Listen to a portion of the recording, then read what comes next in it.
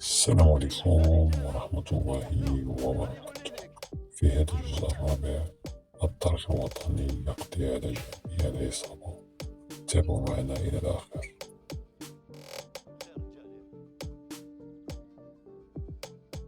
هذا تنقول لك شكون شو عزوز؟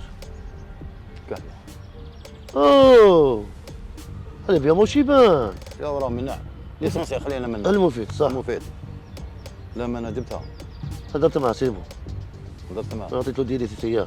شوف كوكي هذا صح انا حاجه صح 3 ايام يا واه تحسبني به اخطاك الشيء وحده تحسبني بالدراهم زوج صح. سينوك تخلص انت الميسه اخطاك الشيء بس كان اعطيت لك بليك اخطاك الشيء كل شيء يحضر. دبر راسك انا ندبر راسي به، انا قلتها لك انا هدرت معه وصيته. عييت نعيط له ما يرفدش سيبه وانا قلت لك ما نهدرش بزاف انت تاني اخترفك كي نعيط لك يرفد على بالي. اي والله بس مشيت مشكلة عارف عليه ما نفرجش. حاوش نفهم انا ما صح. عنديش عذر في هذه ما كاش ماشي عذر مشكل كاع. صحيح باسكو دراهم الناس والسلعه تاع الناس هكذا صح. رمت نار وأحروح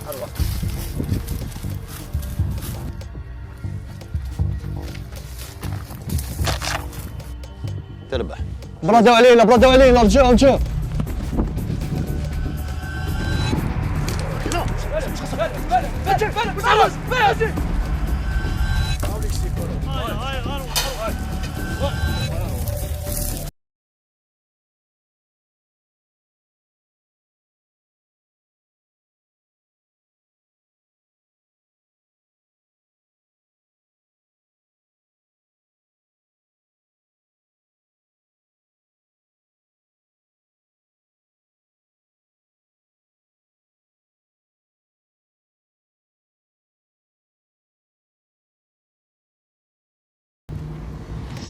ميم كوكي هذاك هو اللي راه زعما جا اشتكى به وكلش وناضت ما بيناتنا وما كانتش تحبس بكل صراحه ما كانتش تحبس بس على بالي بلي يسيح الدم فيها. بعد مباشرة التحريات تم تحديد هوية المشتبه فيه وتوقيفه، غير أن مجريات التحقيق كشفت أن الضحية نفسه متورط في نشاط إجرامي يخص ترويج الممنوعات والانتماء إلى عصابة أحياء تنشط عبر عدة أحياء شعبية.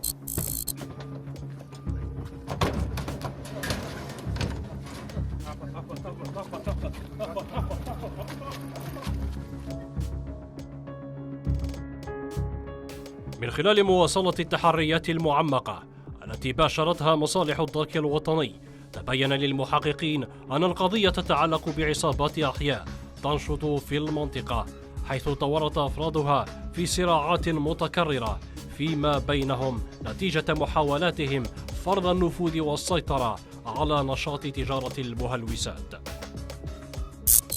من خلال التحقيق تم تحديد هوية 3 أشخاص ضمن هذه المجموعة الإجرامية. بعد جمع الأدلة والمعلومات الميدانية، تمكن رجال الدرك الوطني من تحديد هوية باقي أفراد العصابة الذين شاركوا في أعمال العنف.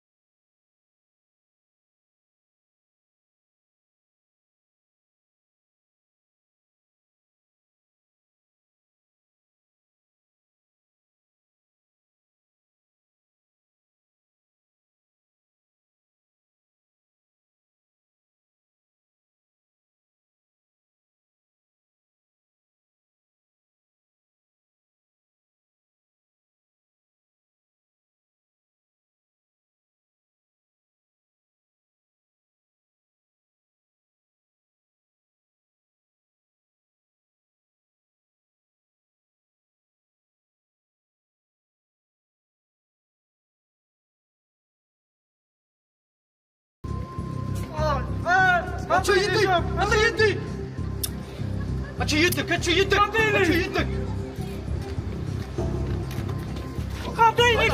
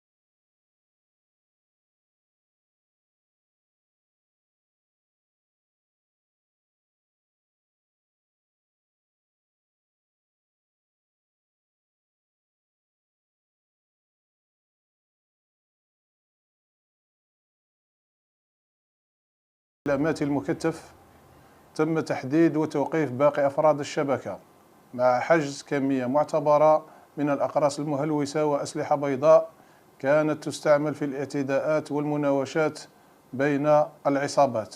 هذه العملية تندرج ضمن الجهود المستمرة لمصالح الدرك الوطني في محاربة عصابات الأحياء وكل أشكال الجريمة التي تمس بأمن المواطن وسكينته.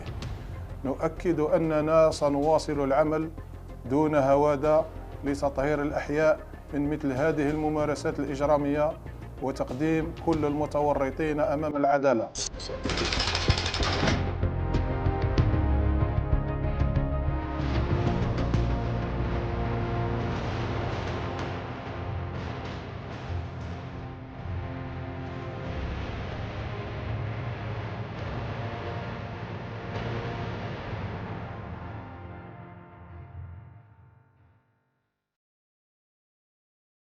وأملنا يبدأ من أبسط التفاصيل إذا كنتم مهتمين بمحتوى توعوي مثل هذا أو تحبون تصلكم أحدث الأخبار والترندات في الجزائر والعالم العربي.